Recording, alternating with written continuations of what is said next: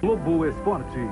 Oferecimento linha esportiva da Mondane. Ou a prova d'água movido a adrenalina.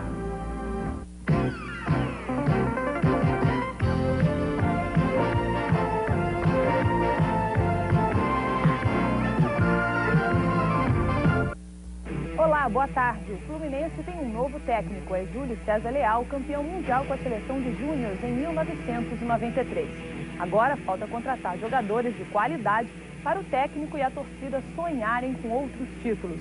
O presidente Álvaro Barcelos se reúne na segunda-feira com Ailton e promete fazer de tudo para trazer o herói do Grêmio de volta às Laranjeiras. Amoroso e Caio, que estão no futebol italiano, também interessam ao Fluminense. E você vê no Globo Esporte, festa no Maracanãzinho, o Flamengo é tricampeão estadual de basquete. No futebol brasileiro, a dança dos técnicos não para. Sentar num banco como este não é impossível. O complicado é se manter como técnico de um time. E exclusivo, o fisioterapeuta Nilton Petroni, o filé, dispara contra os médicos do Barcelona. A recuperação de Ronaldinho foi mal feita.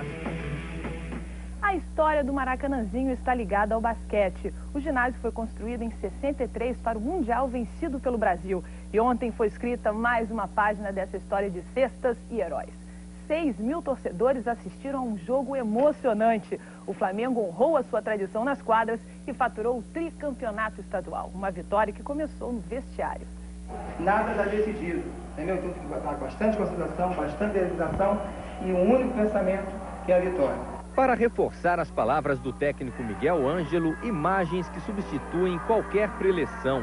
Depois de 2 vitórias consecutivas, não resta muita coisa a ser falada. Emoção, garra, o sabor de uma vitória que não tem preço. As imagens mostradas no vestiário servem de estímulo para os jogadores do Flamengo, que vão em busca do tricampeonato estadual.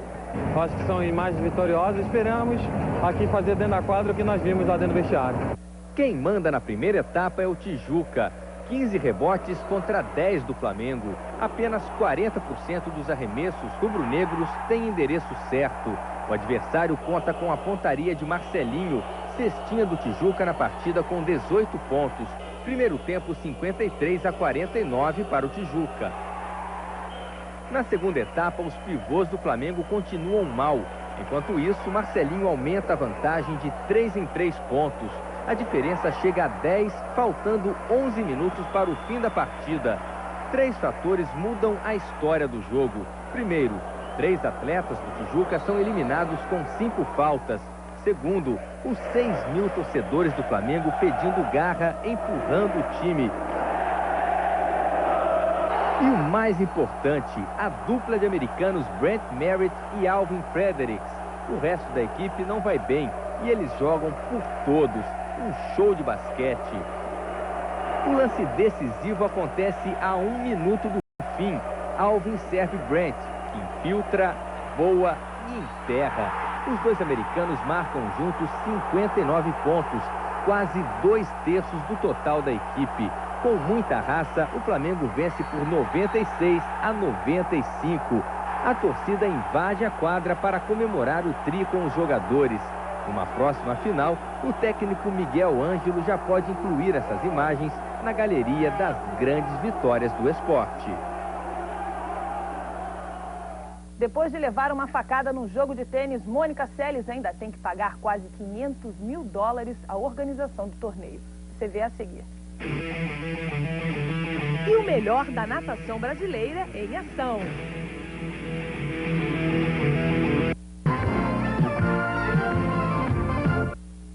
O segundo tempo do Globo Esporte começa com a indignação de uma estrela do tênis. Boris Becker não quer mais saber da Alemanha. Ele disse que não aguenta mais a discriminação racial sofrida por sua mulher Bárbara, uma negra nascida na Etiópia. Becker pretende agora viver nos Estados Unidos. Mônica Seles sofre uma derrota em dose dupla na justiça alemã. A tenista queria $16 milhões de indenização por ter sido esfaqueada durante o jogo do Aberto de Hamburgo. Para Seles, seria uma maneira de compensar suas perdas pelos 27 meses que ficou sem jogar. Só que os jurados de Hamburgo pensam diferente. Além de não receber nada, Seles ainda vai ter que pagar $440 mil pelos custos do processo. Uma dura pena para quem já tinha sofrido a decepção de ver o seu agressor condenado a apenas 2 anos de prisão e ainda cumprir a pena em liberdade condicional. Para Mônica Selle, só resta recorrer à decisão da justiça alemã. Os novos talentos da natação estão surgindo em todo o país. E o Globo Esporte está de olho. Hoje vamos conhecer um pequeno fã de Gustavo Borges.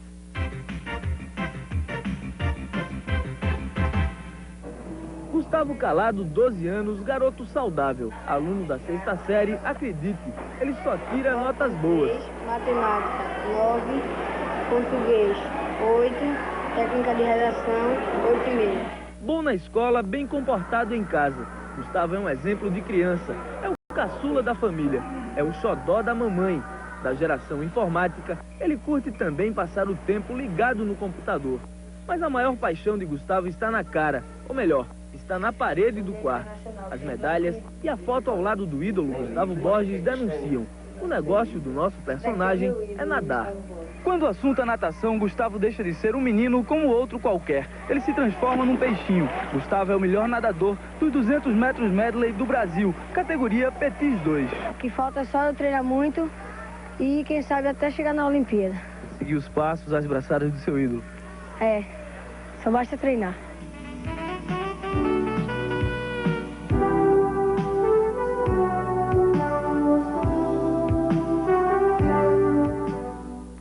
No primeiro dia do troféu José Finkel, recordes de homenagens aos ídolos da natação.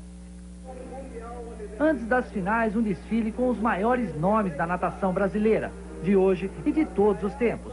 Até Fernando Scherer, o Xuxa, que não está participando do campeonato porque se contundiu, veio ver as provas de perto. Dar uma força para a garotada toda, tentar chegar perto do índice mundial e fazer a equipe mais forte possível para o Mundial para ajudar a nossa equipe inteira. No total, hoje estão sendo disputadas 8 finais.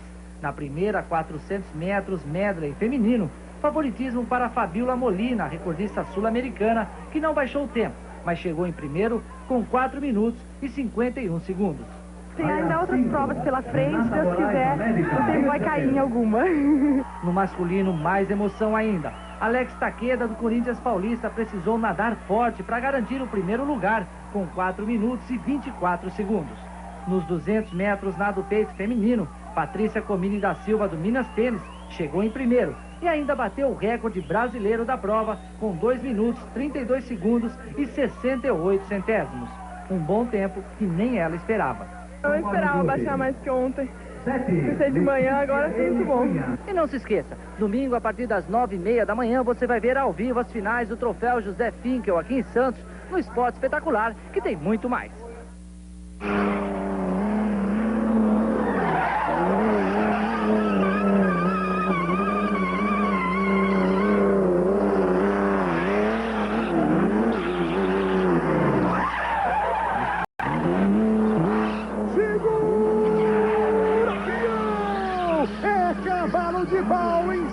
Cavalo mecânico é de arrepiar no Esporte Espetacular.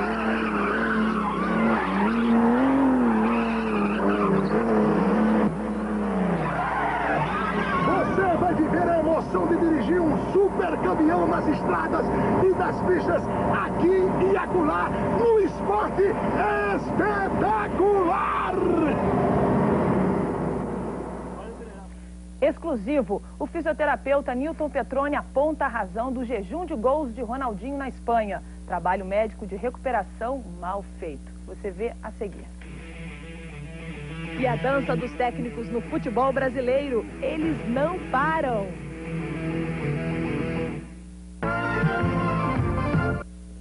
O goleiro campeão brasileiro reconhece que promessa é dívida. Taça na mão, Danley teve que segurar uma outra joia, a própria aliança.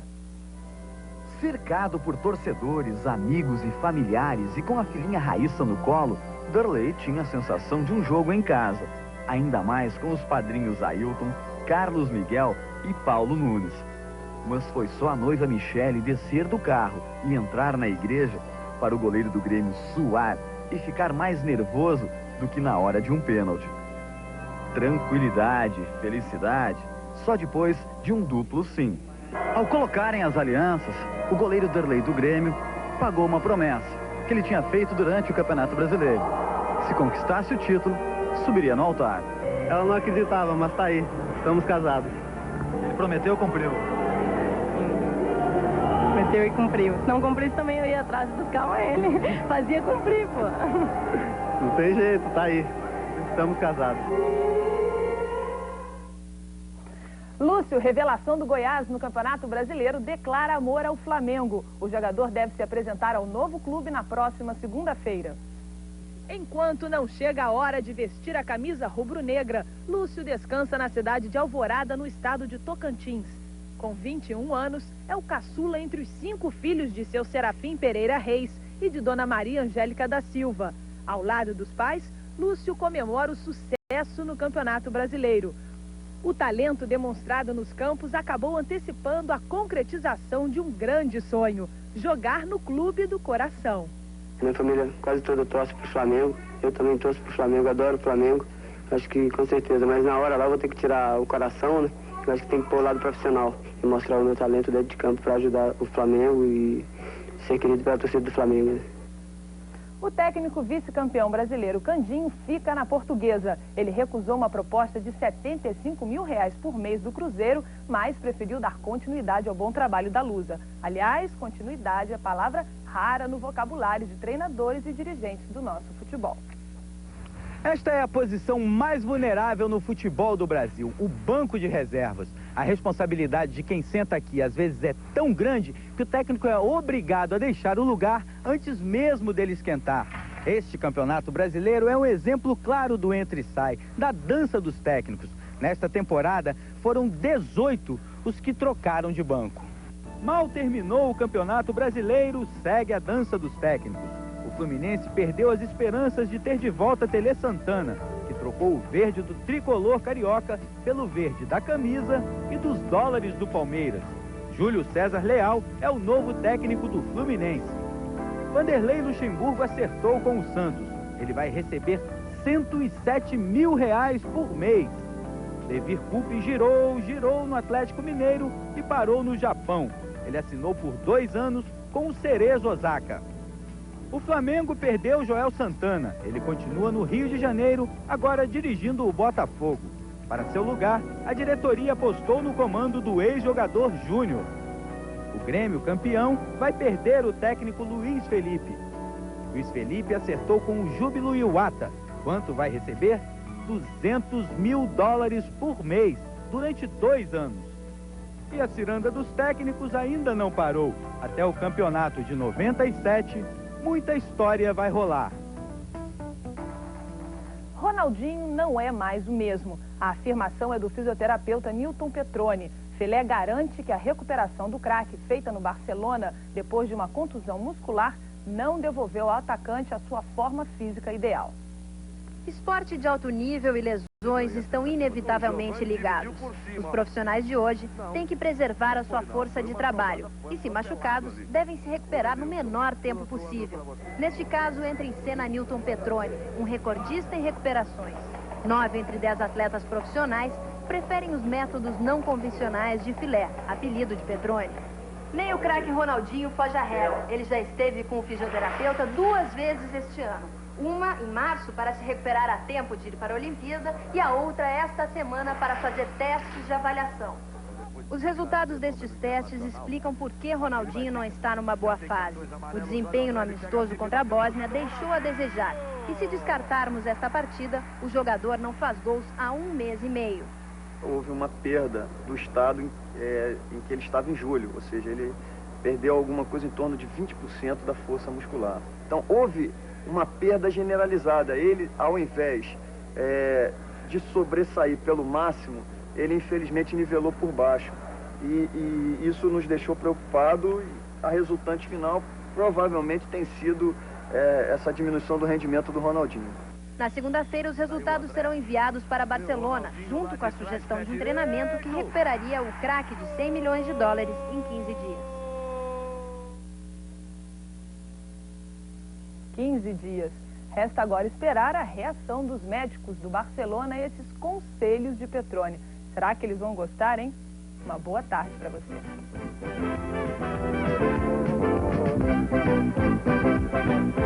Rede Globo. Assista agora Jornal Hoje.